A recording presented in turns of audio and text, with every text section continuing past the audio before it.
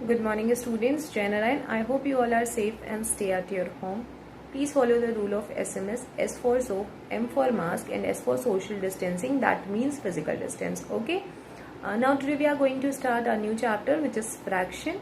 Why we need to introduce fraction when we have already integers, positive number, negative numbers, whole numbers, natural number. Then why we need to introduce fractions? तो इस पूरे chapter में हम ये समझेंगे, जानेंगे कि हमें फ्रैक्शंस की ज़रूरत क्यों है, फ्रैक्शंस की ज़रूरत क्यों है, कंपैरिजन क्या है, फ्रैक्शंस का एडिशन, सब्सट्रैक्शन, ये सारी चीज़ें भी देखेंगे. So just have a look. Please be concentrate on your screen, don't distract your self. Okay, पूरा चैप्टर हम कवर करेंगे, समझेंगे, तभी हमको अच्छे से समझ में आएगा कि फ्रैक्शंस है क्या, क्यों ज़रूरत पड़ी उसकी. So just have a look. We are going to start fraction. In this picture shows some part of fraction. First, complete whole.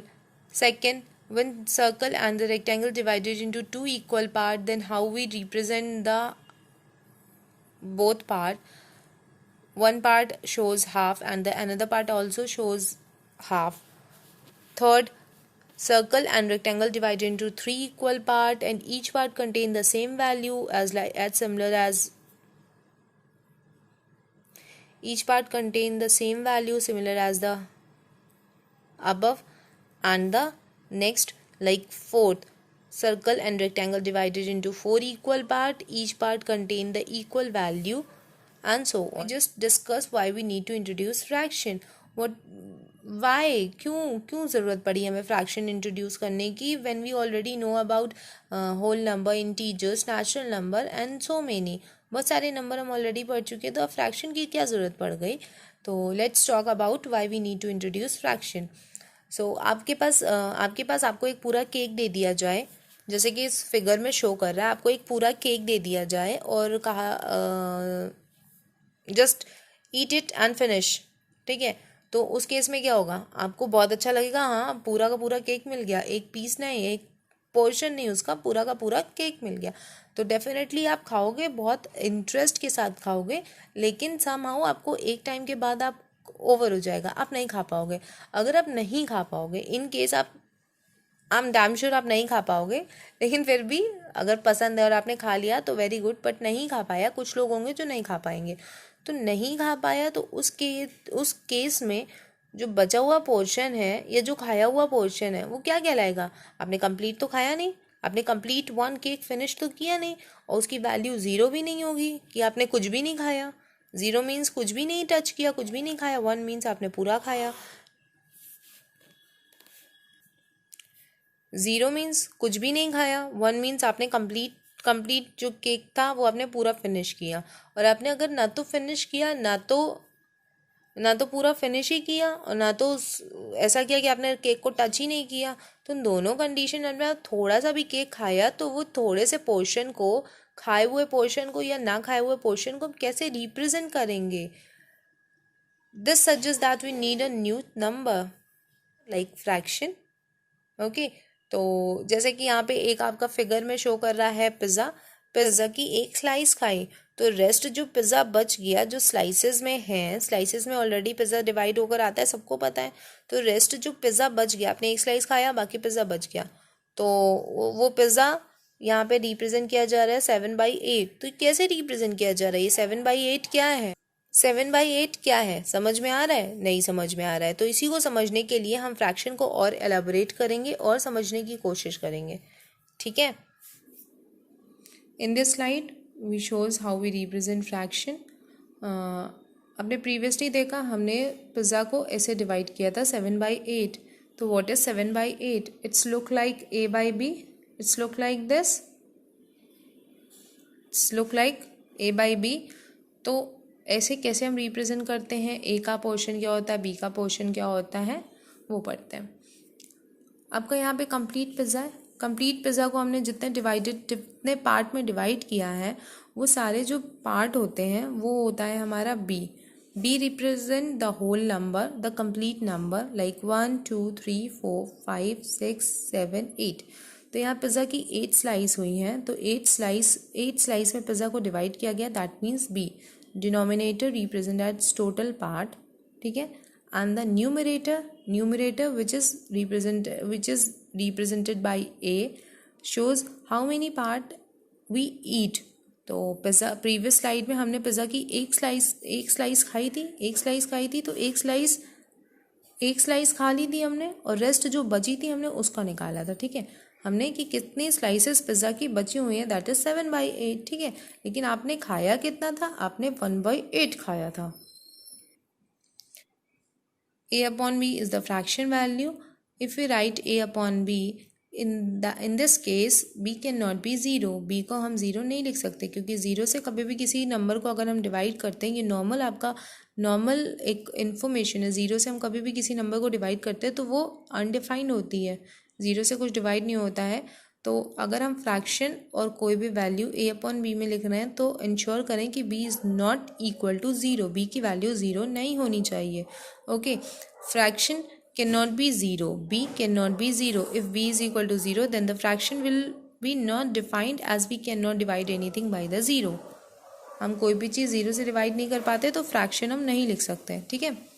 यहाँ पर A एंड B रिप्रेजेंट हो रहा है, A is are top and B is are bottom. A हमारा numerator होता है, B हमारा denominator होता है।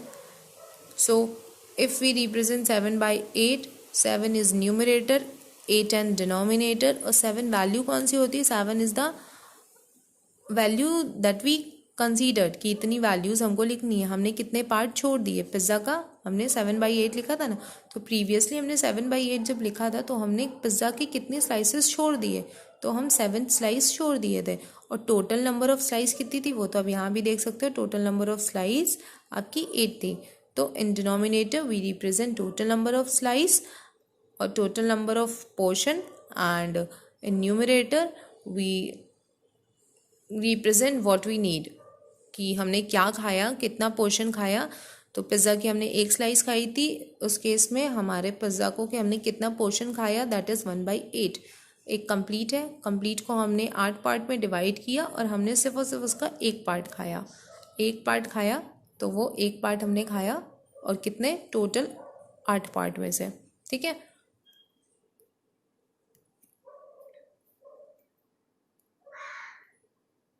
Next, in this slide we shows how we write fraction. यहाँ पर आपको एक क्वेश्चन शो किया गया है, एक डायग्राम है, रेक्टेंगल है, उसके 4 इक्वल पार्ट हैं, एक पार्ट आपका शेड किया गया है, 3 rest part.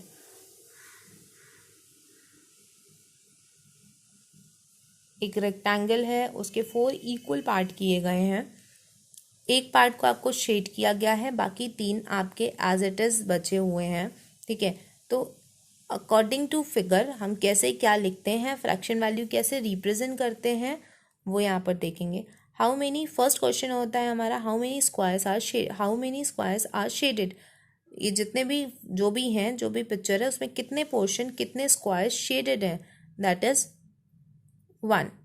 What is the total number of square, यहाँ पे टोटल नंबर ऑफ स्क्वायर कितने हैं, 1 2 3 4। ओके, तो what is the fraction of shaded part? What is the fraction of shaded part? That is 1/4, ठीक है। यहीं पे what is the fraction of shaded part हो गया। What is the fraction of shaded part? हमारे पास shaded part का fraction क्या है, ये जो shaded part है सिर्फ और सिर्फ इसका fraction पूछा, तो इसका fraction है हमारा 1/4, ये यहाँ पे हमने शो कर दिया, ठीक है। तो आपको समझ में आया फ्रैक्शन हम कैसे लिखेंगे। How many squares are shaded, that is 1।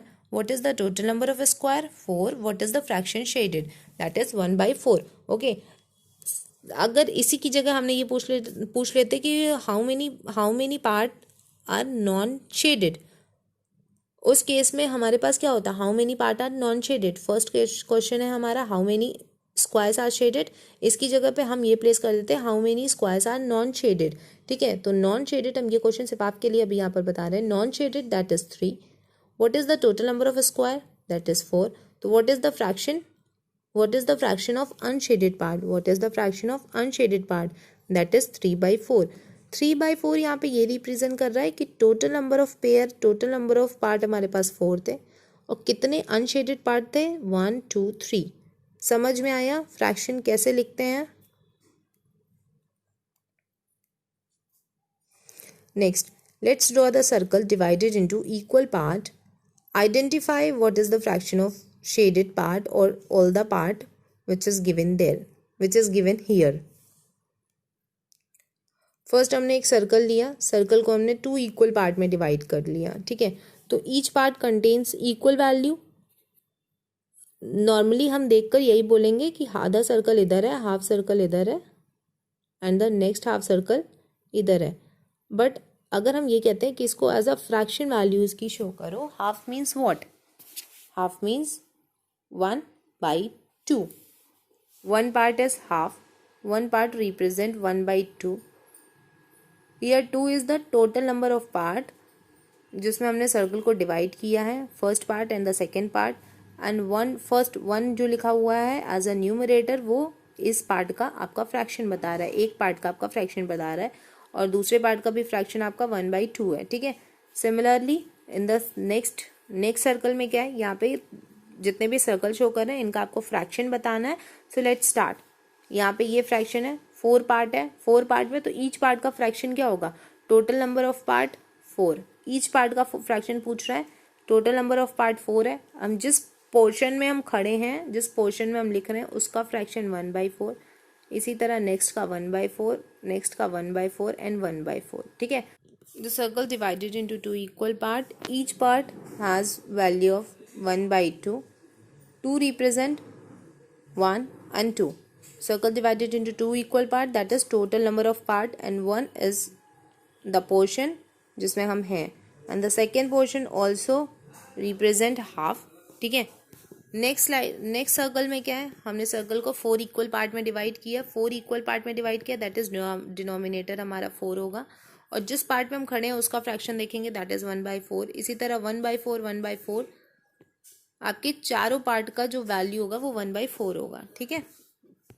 Next यहाँ पर हमारा सर्कल है, सर्कल का 4 पार्ट है, ठीक है. सर्कल को हमने 4 पार्ट में, 4 इक्वली पार्ट में हमने डिवाइड किया है. यहाँ पे क्वेश्चन है आपके लिए, what is the fraction of shaded region. Shaded region का फ्रैक्शन क्या होगा? तो शेडेड रीजन का फ्रैक्शन क्या होगा? Shaded region 1/4. Total number of part 4 और कितने पार्ट हमारे शेडेड है, दैट इज 1. तो आंसर इज 1/4.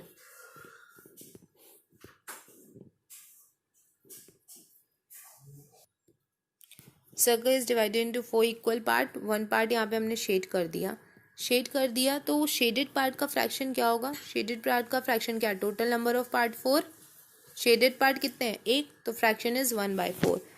नेक्स्ट यहाँ पे 3 शेडेड पार्ट है हमारे पास, 3 शेडेड पार्ट है और तीनों शेडेड पार्ट का फ्रैक्शन पूछ रहा है.